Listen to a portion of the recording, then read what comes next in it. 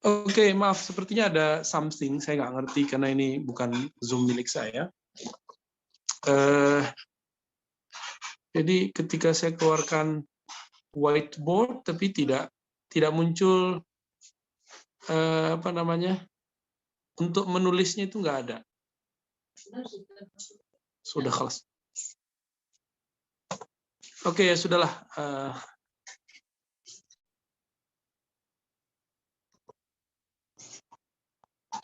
Kita ini aja. Ya sudah, nggak apa-apa lah. Baik, teman-teman. Jadi teori Knowledge itu teori kronologi. Anda coba catat aja ya, catat bahwa kronologi yang dimaksud oleh si Knowledge ini, Al-Quran dibagi menjadi dua, Makkah dan Madinah. Mirip-mirip kayak teori kita, Makki dan Madani. Tapi apa perbedaannya? Di Makkah itu ada 3 periode. Dia mengatakan yang pertama itu periode pertama ya, periode pertama di Makkah itu adalah ayat-ayat pendek dan mempunyai rima. Anda tahu rima ya, di belakangnya biasanya sama-sama qul ya ayyuhal kafirun, qul huwallahu ahad, Allahu samad, ad gitu ya. Itu rima.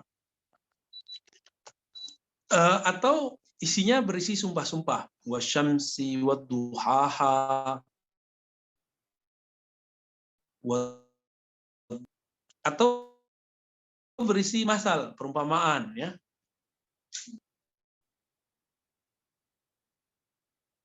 Jadi ini kemudian ditandai ada sekitar 45 surat ya, seperti Al-Alaq, Al-Muddatsir, Al-Muzammil, itu kan kalau dari time, dari waktunya. Nah, itu periode pertama. Coba Anda tulis lagi, itu apa? Atau disebut juga dengan Middle Makkah. Tadi kan ada di teks ya, Middle Meccan Expression, yang halaman 408, paragraf pertama, baris paling akhir atau baris tengah. The Middle Meccan Period. Itu dia. Ketemu ya? Ada periode Mekah Tengah. Itu dia. Apa yang dimaksud periode Mekah Tengah? Itu lebih panjang dan berbentuk prosa. Kalau tadi puitis, jadi satu tadi yang saya lupa, yang periode pertama itu puitis. Sedangkan periode kedua itu prosa, bentuknya kayak karya bebas. Lalu apa kontennya? Ya, kontennya tentang sifat-sifat kemahakuasaan Allah, sifat-sifat ilahi, nama-nama Rahman, Rahim itu muncul ya. Bahkan juga tentang cerita surga neraka ya, cerita surga neraka. Nah, itu masuk ke dalam hal itu, dan juga ada tentang kisah-kisah. Jadi dia mencoba mencirikan kalau periode Mekah isinya apa aja, tentang kemahakuasaan Allah, sifat-sifat Allah, tentang surga neraka, bahkan juga kisah-kisah umat terdahulu. Jadi bagi mereka, bagi Sinoldek, kalau ada ayat tentang kisah-kisah umat terdahulu itu berarti Mekah middle, ya, Mekah pertengahan. Nah, di sini tuh ada tentang pahala surga. Jadi ayat-ayat azab, ayat-ayat surga itu ada di situ, ya. Nah, lalu ada periode ketiga. Periode ketiga itu Makkah akhir.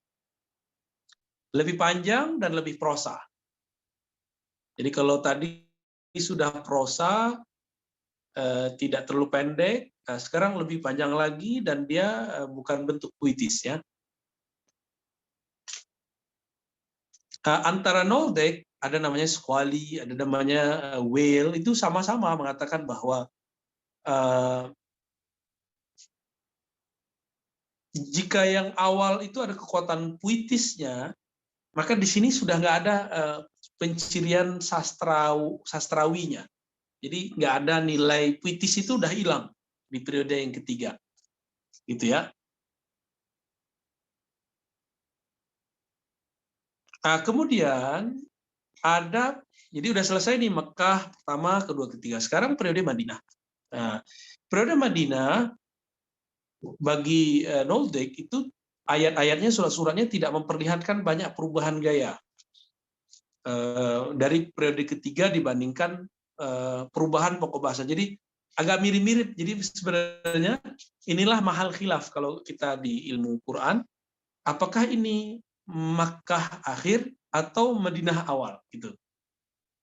Namun apa yang berbeda, yang mencolok di sini, yang mencolok adalah kekuasaan politik kenabian dan perkembangan umum yang ada terjadi di Madinah ba'dal hijrah. Jadi isinya lebih kepada sosial politik yang tidak mungkin terjadi kecuali setelah hijrah, kira-kira gitu. Artinya sudah mulai mapan. Kalau saya menyebutnya kejadian-kejadian atau ayat-ayat itu bercerita tentang kemapanan hukum kah, gitu ya. Itu di periode Madinah. Ya. Maka teman-teman, pembagian ini kalau dibagikan jadi 4 ya. Mekah awal, tengah, akhir, lalu Madinah. Nah, nanti bertahap tuh penguatan isi terhadap hukum-hukum dan lain sebagainya. Dan itu berlanjut sampai nanti. Schwally ataupun Noldek dalam teks ini itu dikritik oleh beberapa orang bahwa teori dia, yang mengkritik dia bukan hanya Muslim, yang mengkritik dia juga sesama sesama orientalis, atau saya menyebutnya revisionis. Lalu dibelalah kembali oleh Nicolai Sine. Jadi inilah pembeda antara kajian-kajian Barat dengan ini, frontalnya kelihatan. Ya, dulu kalau belajar khilafiyah tuh usul fikih atau usul ikhtilaf dalam ilmu hukum, itu Anda paham. Begitu juga dalam ilmu kalam, ini menurut ini mirip dengan ini, saya mendukung ini, gitu. Itu kelihatan. Oke, lanjut ke hasil terjemahan yang tadi. Silakan. Sudah ada gambaran ya. Jadi yang dimaksud middle Mekah gitu, apa itu pembagian Noldek mengenai kronologis Al-Quran, gitu ya. Oke, tafadhal.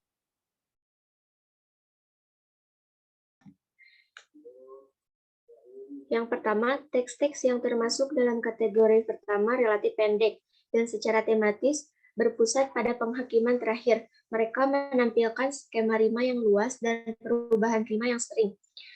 Contoh, Quran Surat 99 dengan 2 skema rima yang berbeda hanya dalam 8 bait, dan Quran Surat 100 dengan 3 rima dalam 11 bait, dan terdiri dari syair yang sangat pendek yang hanya berisi 1 syair utama atau pausa bawahan atau bahkan 1 sintagma. Selanjutnya, Zakiyah. Baik. Sebagian besar teks dalam... Sebentar sebelumnya. Anda ingat surat 100, surat 99 itu surat apa? Surat ke-100 atau 9 itu surat apa? Coba diingat-ingat. Itu surat apaan? Ingat nggak? Coba dibuka Qurannya. Surat Al-Zalzalah. Oke, Al-Zalzalah itu surat keberapa? 99 atau 100? 99. Oke, coba lihat belakangnya. Idza zulzilatil ardu zilzalaha. Berarti belakangnya pakai alif. Terus ayat keduanya apa? Coba dibacain. Mana pemakalah tadi? Coba, ini kewajiban Anda membacakannya. Idza zulzilatil ardu zilzalaha. Terus, walaupun saya hafal tapi saya mau dengar dari Anda. Wa akhrajatil ardu asqalaha. Berarti masih H ya, masih alif. Terus? Wa qalal insanu ma laha. Masih sama. Terus? Yauma idzin tuhadditsu akhbaraha. Masih sama. Bi anna rabbaka awhal. Itu sudah change. Dia bilang apa tadi di ceknya? Change of rain. Sudah berubah rimanya. Berarti udah 2. Terus? faman ya'mal mithqala dzarratin khairan yarah. Berubah nggak? Berubah lagi ya. Berarti di situ ada 3 rima, 3 kofiah kira-kira begitu. Itu maksud dia. Itu yang disebut rima. Kalau ayat 100 apa? Yang ayat 100. Surat 100. Al-Adiyat. Al-Adiyat. Coba dibaca. Wal 'adiyati dhabha. Oke. Wal muriyati qadha. Al mughirati subha. Fa'atharna bihi naq'a. Fawasatna bihi jam'a. Innal insana li rabbih lakanud. Sudah berubah. Berarti sudah 2. Terus? Wa innahu ala dzalika lasyahid. Nah, tadi kanud, sekarang syahid, tapi masih dal. Terus? Wa innahu li hubbil khairi lasyadid. Terus? Afala ya'lamu idza bu'thira ma fil qubur. Dal berganti ke ra, ya, kubur. Ya. Terus? Wa hussila ma fis sudur. Oke, berarti di situ yang dia sebut tadi ada apa namanya pergantian rima. Anda nggak memperhatikan kan ayat itu dari dulu? Yang Anda perhatiin ya gitu aja, idza zulzilatil ardu zilzalaha, bla bla bla bla sampai akhir. Tapi bagi seorang noldek, ayat seperti ini tuh menarik diperhatikan. Kenapa? Di belakangnya pakai a, kemudian mim, kemudian berubah lagi menjadi h gitu ya. Itu bagi dia rima-rimanya dia perhatiin cara bacanya kayak tadi ya, kayak a dan segala macam. Dia ukur mana yang mirip, mana yang sama gitu. Bagi mereka itu sesuatu yang unik. Bagi kita nggak unik karena kita sudah biasa. Nah, ini yang membuat kajian orientalis itu jadi menarik. Karena hal-hal yang selama ini sudah biasa kita baca, kita nggak anggap ada. Kita nggak anggap spesial. Ya. Oke, lanjut terjemahan berikutnya. Yang nomor 2. Nomor 2, sebagian besar teks dalam kategori kedua dapat dianalisis karena menampilkan struktur tripartit yang disebutkan di atas. Teks-teks tersebut diperkenalkan oleh formula standar yang menekankan sifat pengungkapan berikut. Tilka ayatul kitabil mubin. Kitabun unzila ilaika. Tanzilul kitabi minallah. Atau bersifat doksologis. Alhamdulillahi plus klausa atau partisip relatif. Tabarakah plus klausa relatif. Meskipun teks-teks dalam kelas ini mirip dengan pertama, karena mereka menggambarkan secara rinci penghargaan dan hukuman yang dijatuhkan pada hari penghakiman. Repertoar tematik mereka jauh lebih besar, termasuk narasi dari sejarah suci Yudeo-Kristen, serta subbagian argumentatif yang menafsirkan berbagai fenomena alam, seperti tanda, dan ayat Tuhan aktivitas di dunia secara terminologis. Mereka dibedakan oleh polemik penggunaan asyroka dan syirik, berhala, atau lebih harfiahnya adalah associationism, yang hampir sepenuhnya absen dari kategori pertama, kecuali untuk ayat Quran surah 52 ayat 43, yaitu bentar mana kamera? Oh ini, yaitu surah An-Najm ayat 43. Bismillahirrahmanirrahim. Wa annahu huwa adhaka wa abka.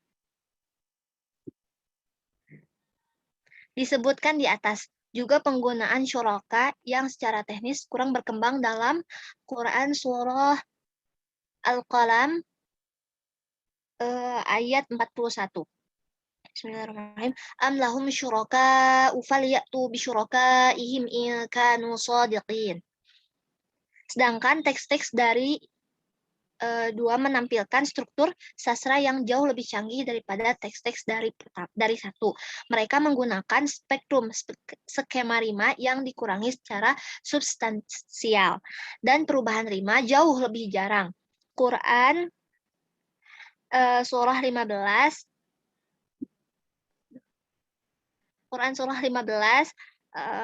Al-Hijr,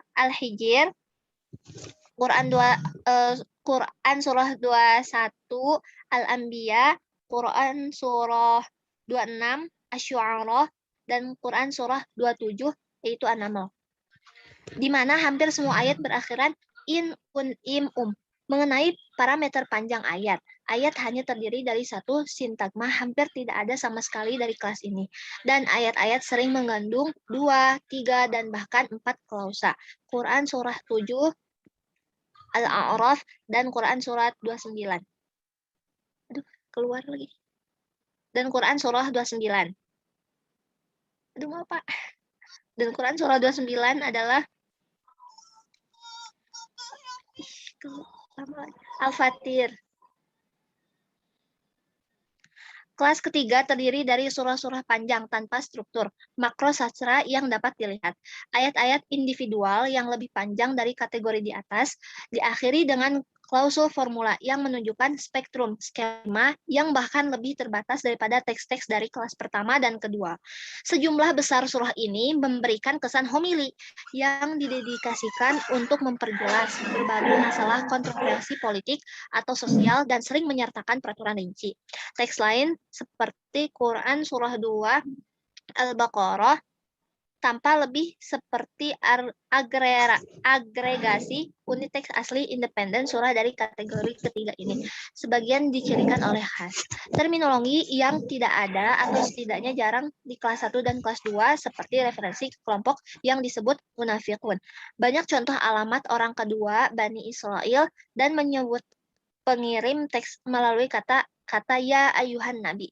Sekarang, klasifikasi tipologis ini yang sejauh ini tidak melibatkan asumsi diakronis apapun, menunjukkan dirinya berdasarkan konvergensi yang luas dari berbagai parameter, seperti struktur, rumus pengantar, panjang syair, dan profil rima. Banyak saya mengambil pembagian korpus yang luas ini ke dalam 3 kelas teks untuk dapat dibenarkan atas dasar filologis murni. Bahkan jika klasifikasi seperti kebanyakan klasifikasi pasti akan terbukti agak kabur di tepinya, meninggalkan kita dengan sejumlah teks yang muncul untuk tidak memenuhi satu atau lebih dari satu kategori. Misalnya, banyak dari surah terpendek seperti Quran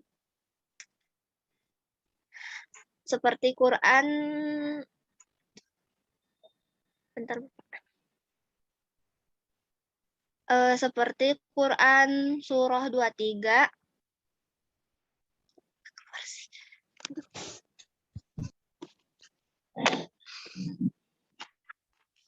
Ya, dibaca nomornya. Baca nomornya aja. 93, ya, baik. 94. 93, 94, 97, 105, 106, dan 108 dapat ditetapkan untuk satu dalam hal panjang dari sajak-sajak mereka dan perubahan skema rima yang sering, namun tidak bersifat eskatologis. Sementara yang lain seperti Quran Surat 73, 74, dan 96 sesuai dengan satu juga dari segi isinya, tetapi tidak memiliki klausa temporal pengantar atau sumpah. Ada juga yang bisa disebut surah hibrida, yang menggabungkan karakteristik dua kategori, Quran surah 37 dan Quran surah 79. Misalnya adalah tripartit yang sesuai dengan dua, namun dimulai dengan sumpah eskatologis yang sesuai dengan satu. Surah-surah yang hanya bersesuaian dengan sebagian dengan salah satu kategori di atas, dan surah-surah yang memenuhi lebih dari satu kategori dapat diintegrasikan dengan tipologi di atas dalam dua cara. Beberapa di antaranya secara masuk akal dapat dipegang untuk membentuk variasi pada konvensi sastra yang diberikan.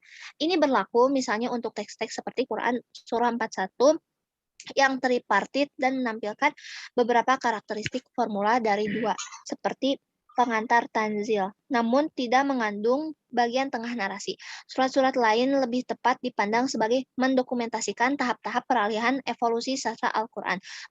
Quran surah 37 tampaknya mencerminkan tahap di mana struktur tripartit yang menjadi ciri telah mengkristal, sedangkan sumpah pengantar definitif 1 belum diganti dengan pengumuman wahyu seperti kitabun unzila ilaika. Dari sudut pandang ini, surah seperti Quran 105 dan 106 memberikan kesan milik tahap pendahuluan untuk 1, di mana kekhawatiran eskatologis yang terakhir ini belum muncul. Selanjutnya oleh Bilqis Nisa Alifah. Oke, lanjut. Selanjutnya terjemahan halaman 413 sampai 415. Dalam pandangan saya, yang saya pahami adalah penulisnya, khususnya kehadiran teks-teks hybrid semacam itu yang membenarkan interpretasi diakronis dari tipologi yang pada dasarnya itu sinkronis, seperti yang diuraikan di atas, yang mana dapat dikatakan merupakan inti dari pendekatan Noldek terhadap penanggalan surah.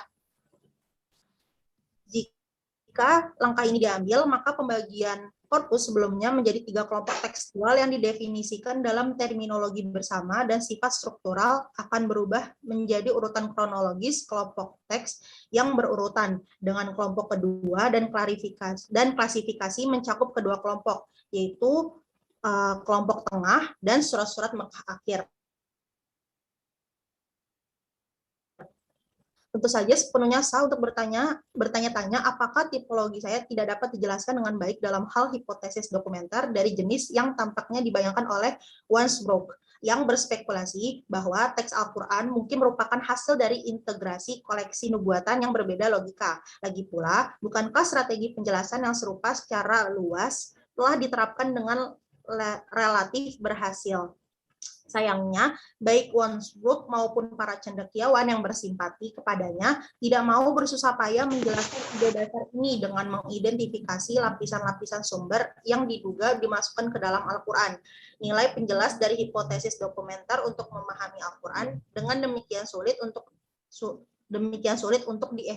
dievaluasi, mengingat tidak adanya versi yang disusun dengan baik. Namun, seorang setidaknya dapat mencoba pernyataan metodologis umum bahwa hipotesis dokumenter akan tampak sangat menarik jika rekonstruksi berurutan dari jenis yang ditawarkan oleh Noldek gagal, yaitu jika tidak ada cara untuk mengatur korpus Al-Quran dalam serangkaian unit tekstual unilinear yang mengikuti satu sama lain dengan cara yang mungkin secara historis. Namun ini jelas tidak terjadi. Orang-orang mungkin juga keberatan bahwa tidak ada a priori untuk mengatur ketiga kelas surat ini dalam urutan kronologis yang disarankan oleh Noldek, yaitu untuk mendalilkan perkembangan dari yang sederhana secara struktural ke yang kompleks secara struktural ke teks yang tidak terstruktur. Misalnya, tidak jelas secara a priori bahwa seiring waktu, ayat-ayat harus menjadi lebih panjang daripada lebih pendek. Di sisi lain, dengan asumsi perkembangan dari 1 melalui 2, ketiga tampaknya memberikan narasi evolusioner yang paling masuk akal. Salah satu indikasi bahwa hal ini terjadi adalah relatif sedikitnya referensi Alkitab dalam kelompok 1, sedangkan kelompok 2 dan 3 berlimpah dalam referensi tentang tokoh dan peristiwa Alkitab. Korpus Al-Quran dengan demikian tampaknya mencerminkan suatu perkembangan di mana komunitas pendengar yang awalnya berada di luar tradisi Yahudi Kristen secara bertahap memperoleh pandangan Alkitabiah tentang banyak hal. Pada titik ini, setiap skeptis yang benar-benar berkomitmen pasti akan mau. Sebentar dulu ya. Ya, Nah, Pak. ini penting itu Anda garis bawahi. Jadi dia punya asumsi, kenapa Al-Quran itu kemudian pakai rima, terus tema-temanya seperti itu, ada perubahan-perubahan secara bertahap, lalu dari puitis bisa dinyanyikan menjadi kemudian prosa gitu ya. Si penulis ini Nikolai Sina ini berdasarkan penemuan Noldek itu dia punya asumsi ini yang paling penting di bawahnya. Anda boleh tandain. Jadi menurut dia korpusnya Quran itu berkembang, berubah, yang tadi objeknya adalah orang-orang Yahudi Kristen, sekarang lebih luas, tidak hanya Yahudi Kristen, Arab, non-Kristen, non-Yahudi, kira-kira begitu. Maka Quran yang mereka asumsikan tadi dipengaruhi oleh Bible yang pakai rima-rima begitu, atau pakai syair-syair bisa dilakukan, itu kemudian menjadi kota. Nah, ini asumsi dia. Jadi mereka masih beranggapan bahwa Quran ini dipengaruhi oleh teks-teks sebelumnya. Lalu kenapa berubah modelnya dari rima tidak jadi rima, jadi puitis tidak jadi puitis? Karena pengaruh situasi. Objeknya sekarang udah berubah. Itu maksud dia, ya. Nah, ini tolong diingat bahwa mereka masih berasumsi Quran ini dipengaruhi dan berubah berdasarkan situasi. Oke, lanjut dulu. Sebentar, ini ada banyak berapa orang lagi nih? 4. 3 lagi kalau nggak salah. Oh, 4 Pak. Sorry. 4. Oke. Ini kan kita baru nyoba sekali ya. Iya Pak. Baru nyoba sekali, terus ternyata kalau Anda membaca saja itu susah untuk mengatur waktunya. Kalau ada 4 berarti kali berapa halaman? Masing-masing 2 Pak. Jadi ada 8 halaman lagi. 8 lagi kan nggak mungkin. Maksud saya gini, Anda itu mungkin menampilkan saja nanti next ya, next meeting. Ketika Anda presentasi, Anda tampilkan saja ide-ide utamanya. Jadi kalau perlu Anda garis bawahi itu atau Anda bold. Jadi Anda bacakan tuh yang bagian boldnya aja atau ide penjelas yang berkaitan. Misalnya contohnya apa nih? Nah, baru Anda ambil contoh. Kayak tadi saya memberhentikan di tengah ada ayat supaya tasawurnya, deskripsinya jelas. Kita kemudian mengambil contoh-contoh ayat tertentu. Kira-kira begitu. Kita sampai jam berapa? 12.50 Bapak. 12.50 ya, berarti masih bisa. Coba kita coba dulu nih, sekarang bisanya sampai berapa? Ya, silakan. Baik Pak, dilanjut ya Pak. Ya, dilanjut dulu. Pada titik ini, setiap skeptis yang benar-benar berkomitmen pasti akan mengeluh bahwa pemahaman saya, yaitu penulis, tentang apa yang akan dianggap sebagai pengaturan evolusioner yang masuk akal dari 3 kategori di atas secara tidak sah dibatasi oleh faktor-faktor ekstra Quran, yaitu garis besar dasar ajaran Muhammad, biografi seperti yang disajikan dalam literatur sirah, meskipun saya berpikir bahwa setidaknya sebuah kasus yang mungkin dapat dibuat oleh rencana perjalanan Noldek dari 1 sampai 2 ke 3 yang akan bertumpu pada pengamatan di dalam Al-Quran. Misalnya, fakta bahwa referensi Alkitabiah sangat langka di 1 dan menjadi lebih kaya berturut-turut dalam 2 dan 3. Saya juga akan menyampaikan bahwa ketergantungan yang cukup umum pada narasi sirah tidak bermasalah, seperti yang ditunjukkan Francois de Blois dalam kontribusinya pada volume ini. Kenaikan Muhammad dari seorang pengkhotbah eskatologis yang kehilangan haknya, namun karismatik menjadi seorang pemimpin suku yang kuat tidak seperti banyak narasi Alkitab karena plot dasarnya tidak mengandung fenomena supernatural yang begitu sulit. Cara baca nama yang benar. Pensil saya. Ya, pensil kecil cancel. Baca itu bukan Francois ya, François. Bacanya François de Blois. Itu bahasa Prancis. Siapa Pak? Bang, pakai jadi R-nya itu mereka baca kayak Roin, François de Blois. François de Blois. Oke. Ya. Maaf Pak. Iya. Ini lanjut aja atau ulang lagi? Lanjut aja. Nah, akibatnya meskipun biografi tentu saja dilengkapi dengan fairness keagamaan, tampaknya yang terakhir lebih seperti bumbu teologis yang ditambahkan ke lapisan dasar sejarah profan daripada sesuatu yang terjalin erat di dalamnya, seperti yang paling sering diklaim oleh John Wansbrough. Selanjutnya akan dilanjutkan oleh Saudari Fatin.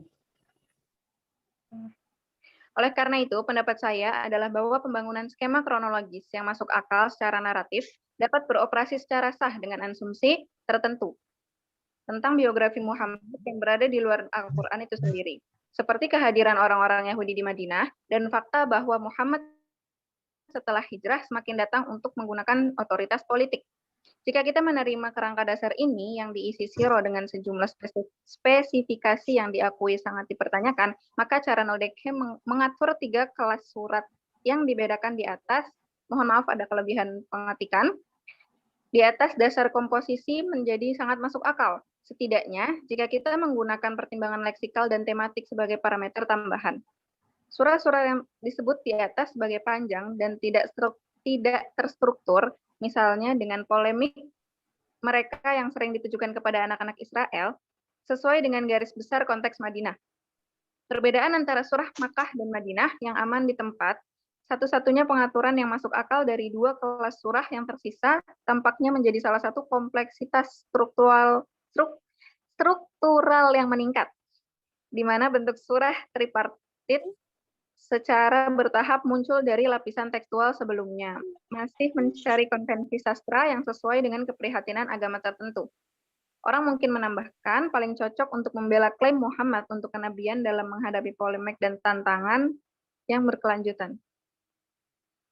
Oleh karena itu, apa yang saya klaim adalah bahwa kronologi Noldeke dapat dibenarkan oleh dan besar melalui konvergensi pertimbangan formal, leksikal, dan tematik, ditafsirkan dengan latar belakang beberapa asumsi umum tentang kehidupan dan zaman Muhammad. Studi Al-Quran akibatnya hampir tidak bersifat aporetik karena telah menjadi sangat modis untuk dipertahankan setelah John von Brath. Yang kedua, menuju kronologi internal surat Mekah awal. Pendekatan Noldeke untuk, mohon maaf ini ada salah pengetikan, harusnya penanggalan Al-Quran yang menyempurnakan dan menguraikan pekerjaan yang dilakukan sebelum dia oleh Gustav Will adalah prestasi perintis bahwa beasiswa Al-Quran karena berusaha untuk memberikan kronologi Al-Quran berdasarkan terutama pada kriteria internal seperti gaya dan diksi. Kemudian dilanjutkan oleh Saudari Anissa Oktarina. Oke, sebentar ya biar tidak kelewat ya. Tadi Anda coba di yang halaman 414 tuh yang awal ya. Jadi dia setelah menyebutkan Judeo-Christian, jadi Quran itu tadinya khusus untuk orang Kristen, Yahudi Kristen gitu ya. Kemudian kenapa jadi 3 periode seperti yang dikatakan Noldeke? Nah, maka ada kata kunci, Anda boleh tulis istilahnya faktor ekstra Quran. Ya, kalau Inggrisnya extra Quranic factors. Apa itu? Jadi ini kemudian jadi pertimbangan untuk memperkuat teori kronologi 3 pembagian Makki oleh si Noldeke, bukan Noldeke ya, Noldeke bacanya. Apa itu? Nah, ini yang di halaman 411 yang di teks asli. Ekstra Quranic faktor ekstra yang mempengaruhi 3 itu adalah sejarah hidup Nabi atau disebut sirah Nabi. Yang kemudian Nabi kalau awalnya ketemu Yahudi Kristen, sekarang kalau di Madinah Nabi ketemunya siapa? Orang Arab sama orang Yahudi.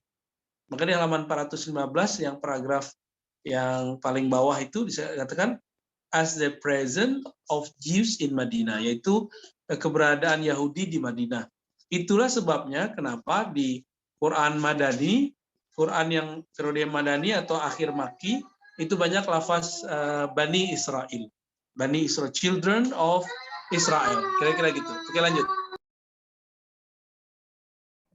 Baiklah, selanjutnya halaman 418, 419. Tentu saja dalam melakukannya, Well dan Noldeke hanya mengikuti akal sehat filologis abad ke-19. Pengetahuan Alkitab yang sangat penting dari masa awal telah menggunakan terminologi parameter atau seperti berbagai nama ilahi yang muncul dalam kisah penciptaan dalam Alkitab. Untuk membangun kembali berbagai lapisan sumber Pentateuch, dan pada akhir abad ke-19, pendekatan yang agak berhubungan digunakan untuk dialog platonis oleh Vincenty Lotus-Lawsky, pendiri stylometri platonis. Namun pendekatan Noldeke tetap merupakan pencapaian yang signifikan, karena meskipun mengandaikan kerangka kronologis dasar dari narasi sirah, ia memberikan studi Al-Quran dengan kemandirian penting dari studi biografi kehidupan Muhammad. Berdasarkan seperti pada laporan aneks sirah yang disampaikan dalam sastra sirah tradisional, bagian sebelumnya telah mencoba untuk menyusun kembali metode Weil dan Noldeke untuk penanggalan surah dalam hal prosedur 2 langkah yang terdiri dari gerakan dari deskripsi sinkronis ke penjelasan diakronis.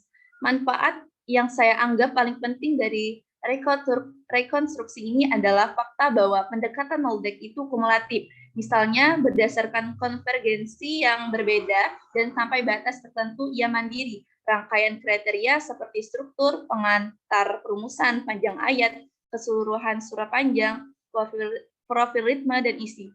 Hal ini sangat tidak mungkin. Saya pikir konvergensi pada skala yang signifikan adalah kecelakaan. Dan jika tidak disengaja, maka harus ada penjelasan untuk itu. Dan penjelasan yang terbaik adalah penjelasan evolusi yang diajukan oleh Well dan Knowledge. Karena penjelasan tersebut paling mengakomodasi kehadiran teks yang tampaknya merupakan hibrida yang menandai transisi dari salah satu kelas di atas ke kelas berikutnya. Jika argumen saya diterima ke titik ini, pertanyaan menunjukkan dengan sendirinya, apakah pendekatan Knowledge tidak dapat diambil langkah lebih lanjut? Apakah pembagian Al-Quran korpus menjadi 3 atau 4 dasar satuan tekstual dialihfungsikan untuk subdivisi lebih lanjut? Yaitu kita dapat membedakan kriteria signifikan subkelompok dalam gugus ini. Dalam bagian kedua dari kontribusiku, aku akan berpendapat bahwa ini memang begitu, dan aku akan mencoba menggambarkan tesisku mengenai surah yang digambarkan oleh Knowledge sebagai mission awal. Bagian kedua dari kontribusiku, aku akan berpendapat bahwa memang demikian, dan aku akan mencoba menggambarkan tesisku mengenai surah yang digambarkan oleh Knowledge sebagai mission awal. Dalam melakukannya, saya akan memeriksa 3 parameter yang dapat masuk akal untuk dipercaya memiliki implikasi kronologis. 2 diantaranya telah digunakan di atas, yaitu panjang dan panjang teks secara keseluruhan. Parameter ketiga yang paling baik disebut kompleksitas struktural, membutuhkan penjelasan. Sebagian besar surah Al-Quran adalah mudah dibagi menjadi tematik dan sintaktis didefinisikan bagian, yang kadang-kadang juga ditandai dengan perubahan sajak. Di surah dari pertengahan dan akhir periode Mekah, yaitu teks dari kelompok kedua di atas. Fitur umum teks Al-Quran ini menunjukkan 2 perkembangan. Pertama, surah yang diberikan cenderung terdiri dari lebih subbagian seperti itu, dan ini cenderung lebih panjang dan memiliki tingkat otonomi yang lebih besar. Dan kedua, bagian-bagian ini berdasarkan hubungan kuantifikasi tematik, cenderung membentuk bagian-bagian surah yang menyeluruh, sehingga menghasilkan tingkat lebih lanjut dari struktur organisasi, misalnya siklus panjang legenda hukum di Quran surat 26 ayat 10 sampai 191 membentuk bagian surah yang pada gilirannya dapat dibagi menjadi tematik dan secara sintaktis didefinisikan sebagai paragraf. Ketika melihat kelompok-kelompok 1, 2 di atas, jelas bahwa kehadiran 2 tingkat organisasi struktural merupakan fitur dari teks-teks Al-Quran yang mengkristalkan secara bertahap. Banyak teks dari kelompok pertama, jika memungkinkan untuk subdivisi struktural apapun, hanya dapat dibagi menjadi paragraf, sedangkan semua teks dari kelompok 2 dapat dibagi menjadi paragraf dan bagian surah menyeluruh yang terdiri dari lebih dari 1 paragraf.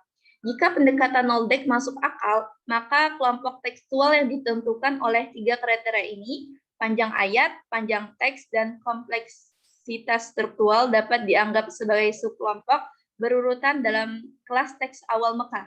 Kriteria panjang teks tentu saja dapat dengan mudah diukur dengan sekedar menggunakan keseluruhan jumlah ayat yang terdapat dalam surah. Sebagai indikator panjang ayat, saya akan menggunakan data yang dijilid oleh Nora Kanserina Smith, sebuah riset asisten di proyek Corpus Coranicum yang telah menentukan jumlah rata-rata suku kata per ayat untuk semua surah Mekah. Prosedur yang diikuti oleh dia dan beberapa implikasinya terkait secara terperinci dalam kontribusinya terhadap jilid ini. Baik, selanjutnya akan dilanjutkan oleh saudari kita. Yang selanjutnya, Bismillahirrahmanirrahim. Asisten di proyek Corpus Coranicum yang telah menentukan jumlah rata-rata suku ayat untuk semua surah Mekah. Prosedur yang diikutinya dan beberapa implikasinya disajikan secara rinci dan kontribusinya pada buku ini. Parameter ketiga, kompleksitas paragraf. kompleksitas struktural akan ditunjukkan dalam dua cara. Pertama, saya akan memberikan jumlah paragraf yang membentuk surat tertentu. Selain itu, saya akan memberikan apa yang bisa disebut struktural rumus dari surah yang ada. Seperti 6 plus 3 plus 5, 4 plus 3 plus 3 plus 4 untuk Al-Quran surah 81. Dalam rumus struktural seperti itu, nomor individu menunjukkan nomor dari ayat-ayat yang membentuk paragraf yang berbeda. Dan tanda kurung siku berfungsi untuk menunjukkan bagian mana yang masuk akal untuk dipegang. Merupakan bagian surah yang menyeluruh. Akhirnya dalam menentukan nilai untuk ketiga parameter yang saya abaikan ayat yang bisa diidentifikasi dengan jelas sebagai penyisipan kemudian. Karena ini secara khusus mendistorsi rata-rata jumlah suku kata per ayat. Berikut ini saya akan mencoba membagi teks-teks awal Mekah menjadi kelompok yang dicirikan melalui ketiga parameter ini. Aku percaya bahwa data paling baik dijelaskan dengan membedakan 4 kelompok surah Mekah awal yang hanya ditunjuk sebagai grup 1, kelompok 2, kelompok 3A, dan kelompok 3B. Sekarang saya akan membahas secara singkat masing-masing kelompok ini dan kemudian menambahkan tabel yang mencantumkan nilai-nilai yang ketiga parameter mengambil untuk setiap surah individu kelompok 1. Surat-surat di kelompok 1 sangat pendek, biasanya tidak mengandung lebih dari SO atau SS ayat. Mereka baik secara struktural sederhana, yaitu mereka tidak mengizinkan pembagian menjadi paragraf atau terdiri dari hanya beberapa dan kelompok syair yang sangat pendek yang tidak menunjukkan mayor apapun. Transisi tematik di antara mereka. Surah-surah ini karenanya dapat disebut monotematik. Panjang syair rata-rata mereka berkisar antara 8 dan SS suku kata per ayat. Dalam hal ini surah 99 sedikit luar biasa sejauh memiliki rata-rata S2.6 suku kata per ayat. Namun secara struktural dan dalam hal panjangnya jelas mirip dengan teks-teks lain dari grup 1. Surah SO5 yang sangat pendek juga mengandung ayat-ayat relatif panjang. Rata-rata suku kata S2 per ayat. Harus diingat bagaimanapun bahwa bahkan surah dengan panjang ayat rata-rata lebih rendah dapat berisi ayat yang terdiri dari suku kata S2, S3, atau bahkan S4. Misal 89 banding 6.8.9 S3, di mana panjang rata-rata adalah suku kata SO.S. Tapi semakin panjang surahnya, semakin banyak kemungkinan besar ini menurut standar Mekah awal sangat panjang ayat diimbangi dengan yang lebih pendek. Oleh karena itu, nilai rata-rata kurang representatif untuk surah yang sangat pendek, Ki SO5, dan mengingat kesamaan keseluruhan yang itu apa maksudnya? Maksudnya apa? Nggak tahu, Pak. Nggak tahu, Pak. Di bahasa Inggrisnya juga seperti itu, Pak. Emang tulisannya begitu? Iya, ini Pak, surah like QSO5 and given the gitu Pak. Enggak begitu tulisannya. Iya, ini Pak, kan ada teks Inggrisnya ini Pak. 105. Minta tolong yang share screen.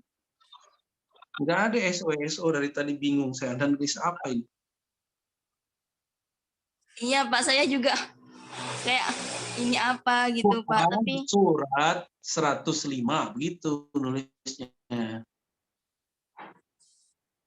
Ya, jangan SO. Oh gitu Pak, ya maaf Pak. Mana ada berarti SO di teks Inggrisnya ada Pak. Mana coba tunjukin. Nggak ada SO, adanya Q105. Q itu Quran. Lalu ada number itu 105, berarti Quran surat ke 105 gitu. Jangan SO. Kayak tadi nggak ada masalah, sampai di Anda aja yang pertanyaannya aneh. Coba dibenerin. Ini Pak, iya. Awalnya tuh Pak saya mau benerin, tiba-tiba pas lihat di teks Inggrisnya emang begitu gitu Pak. Dibenerin aja itu enggak. Di teks saya nggak ada Baik, begitu. Pak. Itu mungkin karena ada copy Berarti paste itu ya. Oke, ya baik, lanjut. Ya. Ya, Pak. Berarti itu Al-Qur'an surat 105 gitu ya, Pak? Oh iya, baik, Pak. Coba lihat teks yang PDF aslinya, itu nggak ada XOXO di situ. Ketika Anda copy paste baru muncul dia. Ya. Baik, Pak. Maaf, Pak. Mohon maaf, Pak.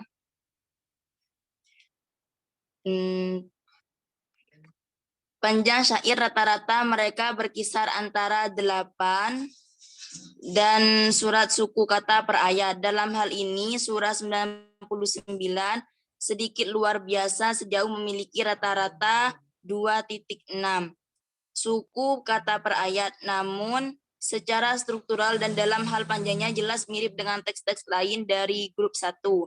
Surah 105 yang sangat pendek juga mengandung ayat-ayat yang relatif panjang. Rata-rata suku kata surat 2 per ayat. Harus diingat bagaimanapun bahwa bahkan surat dengan panjang ayat rata-rata lebih rendah dapat berisi ayat yang terdiri dari suku kata 52, 53 atau bahkan 54.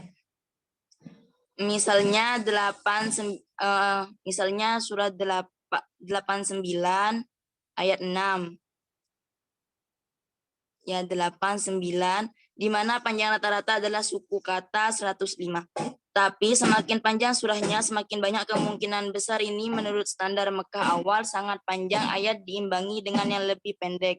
Oleh karena itu, nilai rata-rata kurang representatif untuk surah yang sangat pendek seperti Al-Quran surat 105 dan mengingat kesamaan seluruh yang terakhir dengan Al-Quran 106 misalnya, itu membuat masuk akal untuk memasukkan Al-Quran 105 di grup 1 juga.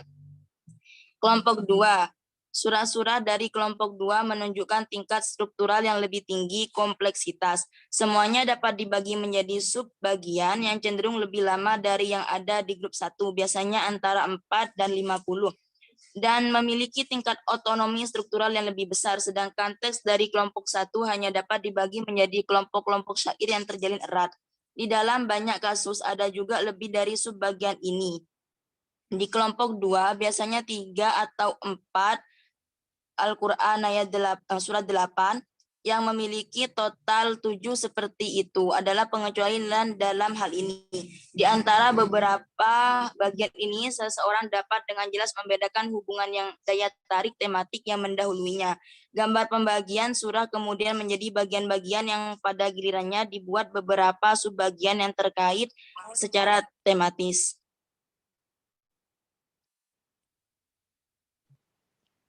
Baik, selanjutnya ialah surat-surah dari kelompok 2 ini menampilkan rentang rata-rata panjang ayat yang sama dengan kelompok 1.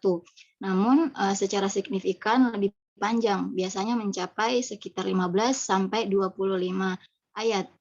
Nah, untuk kelompok 3 sendiri itu mengandung lebih banyak subbagian, biasanya antara 5 sampai 8. Dan ini biasanya mencakup lebih banyak ayat daripada yang ada di kelompok 2. Nah, oleh karena itu, surah dari kelompok 3 secara signifikan lebih panjang dari 2 kelompok sebelumnya, yaitu kelompok 1 dan kelompok 2. Nah, biasanya mencapai lebih dari 40 ayat. Dalam hal panjang ayatnya ini, kelompok 3 bisa dibagi menjadi 2 subkelas, yaitu kelompok 3A dan 3B, di mana kelompok 3A ini menampilkan kisaran suku kata yang sama per ayat seperti kelompok 1 dan kelompok 2, yaitu antara 8 dan 11. Sedangkan surah yang ada di kelompok 3B itu menunjukkan peningkatan yang lebih antara 11 dan 16 suku kata. Nah, pembagian yang sama ini dapat dilihat meskipun kurang jelas ketika memeriksa parameter panjang teks secara keseluruhan. Surah dari 3A berisi antara 36 dan 50 ayat, sementara hampir semua surah yang ada di kelas 3B itu memiliki lebih dari 50 ayat, kecuali untuk Quran 70 dan 83. Untuk konvergensi kriteria yang berbeda, memungkinkan bahwa keempat subkelompok ini, teks awal Mekah ini sebenarnya merupakan tahapan yang berurutan secara kronologis. Misalnya, kelompok 1 dan 2 ini menunjukkan variasi suku kata yang serupa per ayatnya, tetapi berbeda dalam hal panjang keseluruhannya. Fakta ini dengan mudah dijelaskan dengan mengasumsikan bahwa kecenderungan ke arah peningkatan panjang yang dapat diamati di seluruh 4 tahap kemunculan Al-Quran Noldek ini yang sudah beroperasi dalam periode awal Mekah. Untuk kelompok 3A kemudian melanjutkan tren ini. Sekali lagi kami memiliki spektrum suku kata yang sama per ayatnya, tetapi panjang keseluruhan surah telah meningkat.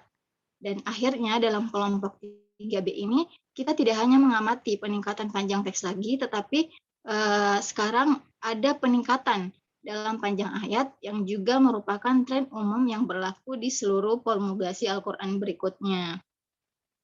Pada saat yang sama, surah-surah dalam golongan 3A dan 3B ini semuanya tidak hanya dapat dibagi lagi menjadi beberapa bagian, tetapi juga menjadi bagian-bagian surah yang menyeluruh. Mengarah pada struktur surah multipartit yang menjadi ciri teks Mekah, tengah, dan akhir, dengan demikian masuk akal untuk menempatkan mereka pada akhir periode awal Mekah, tidak hanya dalam hal panjang ayat dan panjang teks secara keseluruhan, tetapi juga dalam hal organisasi struktural mereka. Sudah, Bapak? Oke, sudah semua ya? Iya. Oke, bagus. Oh, berarti bisa kekejar ya, ada beberapa. Oke, baik. Coba Anda ingat-ingat tadi ada istilah sinkronik, diakronik, gitu ya. Mungkin ada yang udah tahu artinya sinkronik, diakronik. Jadi sinkronik itu sebenarnya deskripsi secara linguistik, secara kebahasaan, ya, secara lugatan, ya, secara lugatan disebut dengan synchronic description. Jadi kajian-kajian itu biasanya cuma secara struktur bahasa, model bahasanya, rimanya, gitu ya. Noldek kemudian tidak hanya melihat dari struktur model bahasa, linguistik, dari gramatikal, gaya bahasa, dia kemudian juga mempertimbangkan apa yang disebut dengan faktor ekstra tadi. Ekstra tadi yaitu Nabi Muhammad itu kan seorang Arab, tinggal di Mekah, pindah ke Madinah, ketemu orang Yahudi, berinteraksi. Nah, ini kemudian menjadi apa yang kita sebut dengan sirah Nabi. Nah, sirah Nabi ini menurut Noldek, ini adalah fakta sejarah yang mempengaruhi penyusunan Quran. Oke. Faktor sejarah ini disebut dengan diachronic explanation, ya. Itu yang dimaksud diachronic. Semoga Anda tidak pusing ya, walaupun pusing-pusing dikit nggak apa-apalah. Ini kan baru coba, ya.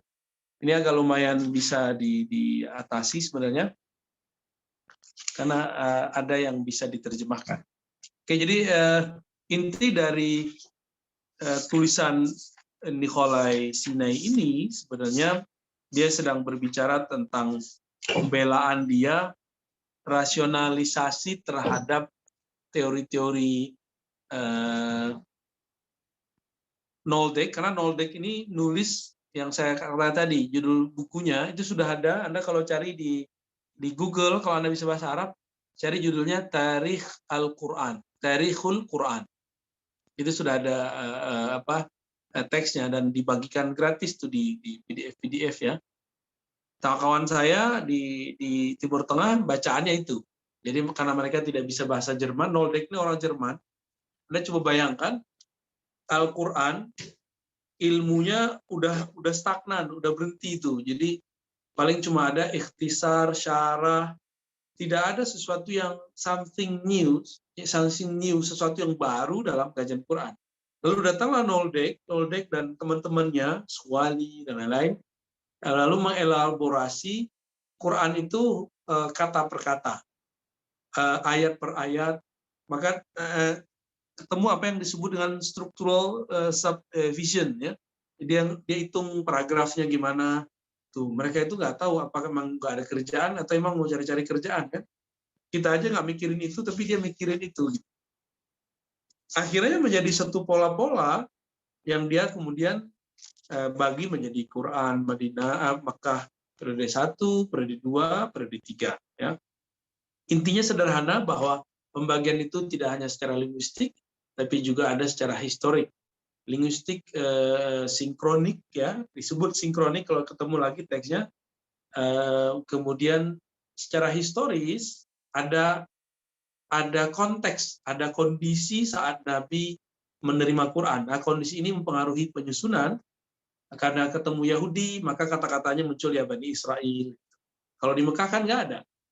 Ya, di Mekah itu ya Yohanes lebih banyak daripada ya Yohanlazina amanu, karena objeknya saat itu orang-orang yang sudah banyak yang beriman. Maka muncullah diksi-diksi yang unik, pencirian dari satu ayat atau satu surat. Oke, saya rasa itu pengantar awal, bukan pengantar juga ya, pertemuan kedua, tapi ini sudah sangat bagus. Anda menerjemahnya lebih bagus malah. Kalau kelas yang pagi saya telat, tapi saya lihat terjemahannya juga agak kurang pas ya, banyak. Barusan ya kalau dikasih nilai 70 lah dapat ya. Walaupun ada yang ketika di copy paste ada salah tulis. SO tadi itu ya. Tapi ala kuliah it's okay. Anda kalau mau memahami apa yang maksud grup 1, grup 2, grup 3, di situ ada tabel. Silakan Anda perhatikan ya. Idealnya kalau Anda punya rezeki, di dekat Anda tinggal ada fotokopi atau print, ini kitabnya di print jadi seperti ini. Jadi saat teman Anda menerjemah, Anda ngeliatin satu persatu teksnya. Jadi udah kayak ngaji kitab ya. Baik, kira-kira itu teman-teman, ada yang mau ditanyakan atau cukup? Udah pusing ya? Bapak, saya mau bertanya. Oke, silakan. Sebenarnya kan di bagian yang saya dapat itu ada kolom begitu Pak. Terus kayak ada rumus-rumus dan saya nggak paham itu maksudnya kayak gimana. Oke, baik. Anda coba buka lagi deh grup 1, grup 2, grup 3. Ada, Nisa Okta ada di itu. Ya, coba dibuka. Yang oke, baik. Coba di agak sedikit di zoom, digedein.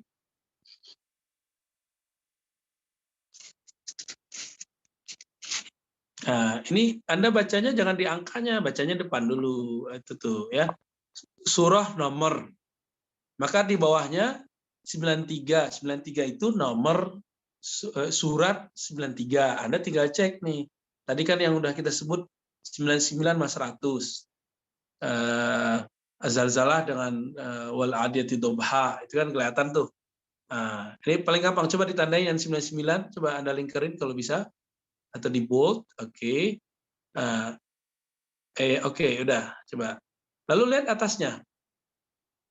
Kolom 2. Average verse length measured in syllables per verse. Jadi dia kemudian ngitung panjang ayat dengan silabel ya, dengan kira-kira panjangnya berapa nih gitu.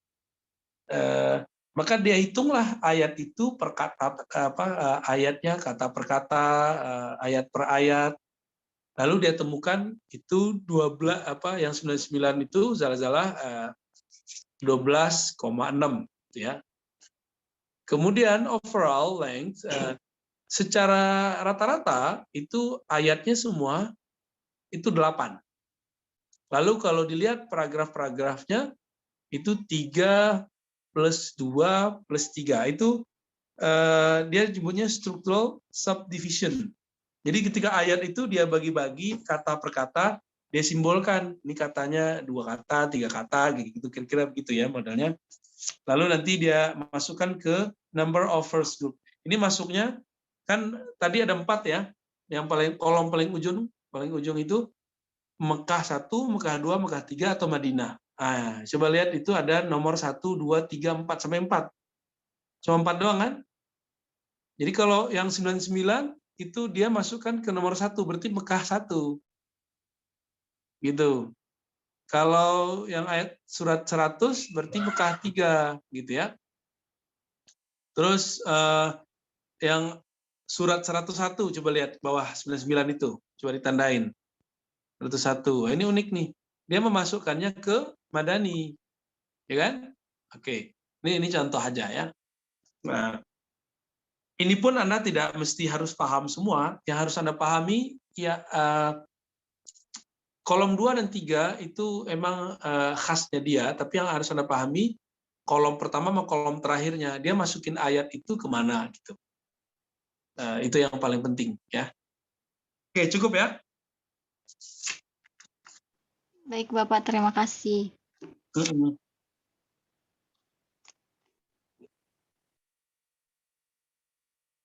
Ada lagi? Bapak izin bertanya. Iya, siapa nih? Saya Fadila Ulum Pak dari 7B, izin bertanya. Tadi kan Al-Quran itu berubah dari puitis ke prosa itu karena akibat perubahan objeknya gitu ya Pak. Nah, yang termasuk objek. Ya, terus? Itu meliputi apa saja? Apaan perubahannya? Pertanyaan saya objeknya. Oke, ya, perubahan objeknya itu apa saja? Baik. Jadi sebenarnya ada benarnya. Ketika Nabi di Mekah, Nabi berhadapan, Anda masih ingat nggak ketika Nabi awal dapat wahyu, Khadijah membawa Nabi kepada pamannya yang seorang Kristen. Disebut dengan Judeo-Kristian. Istilahnya, karena kalau ketemu nanti di yang halaman berapa tadi dia?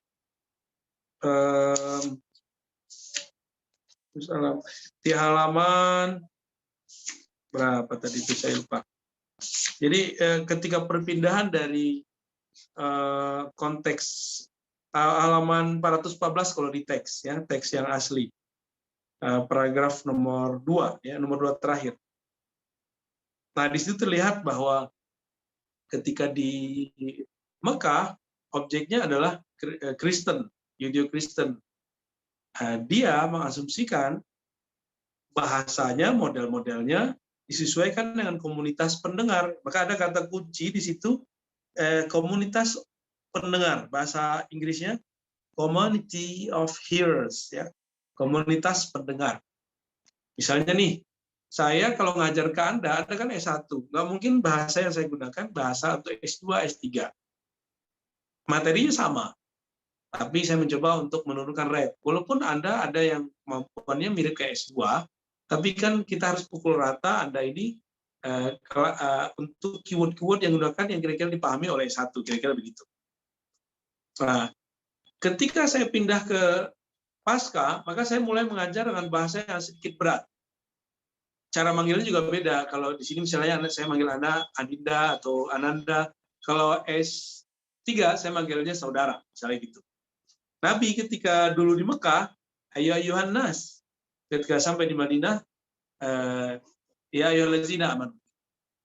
Atau ceritanya bukan lagi ke orang Arab Kristen, tapi sudah kepada Yahudi. Ya Bani Israel, gitu ya. Ya ahlal kitab.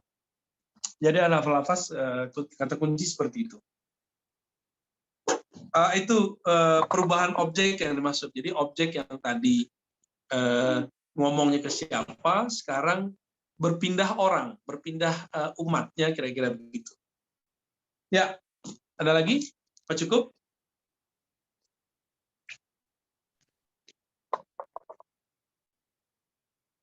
Ya, mungkin masih pusing dikit. Sebenarnya kalau ini apa kita bisa nulis ya, nggak tahu settingannya apa.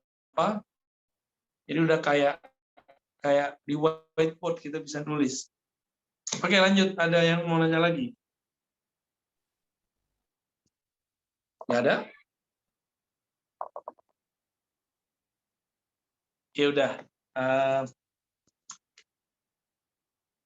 Saya rasa cukup di siang ini. Kesimpulannya sederhana bahwa Nikolai Sinai sedang mencoba untuk membela tesis itu artinya hasil penelitian daripada Noldek, bukan Noldeke ya, Noldek, tentang struktur atau penyusunan ayat-ayat atau surat-surat berdasarkan diakronik gitu, secara sejarah. Jadi dia kemudian menggunakan linguistik juga, tapi juga meng-hire kajian-kajian sejarah. Nah, yang kita istilahkan tadi dengan faktor ekstra yang ada pada Al-Quran, yaitu sirah Nabi Muhammad SAW, jadi pengalaman Nabi. Clue-clue yang saya pegang tadi, yang saya sampaikan tadi, tolong dicatat, tolong ditandain, karena itu akan memudahkan Anda memahami apa yang kita baca. Anda nggak mesti paham isinya semua, yang penting Anda paham clue-clue-nya aja, gitu, biar nanti tahu secara pemetaan orang ini ngomong apa sih, gitu. Oke, saya rasa cukup. Ya, oke, sangat bagus untuk hari ini. Saya pengennya ke depan juga lebih baik daripada ini, atau minimal samalah seperti ini. Dan lebih afdol lagi kalau tidak hanya membaca, tapi Anda bisa menyimpulkan walaupun cuma satu kalimat, satu paragraf. Dengan bahasa sendiri tentu ya. Baik, saya rasa cukup. Nakhtatim bilhamdalillah. Selamat beristirahat. Sampai jumpa. Assalamualaikum. Terima kasih, Pak. Terima kasih banyak, Pak. Terima kasih banyak. Sama.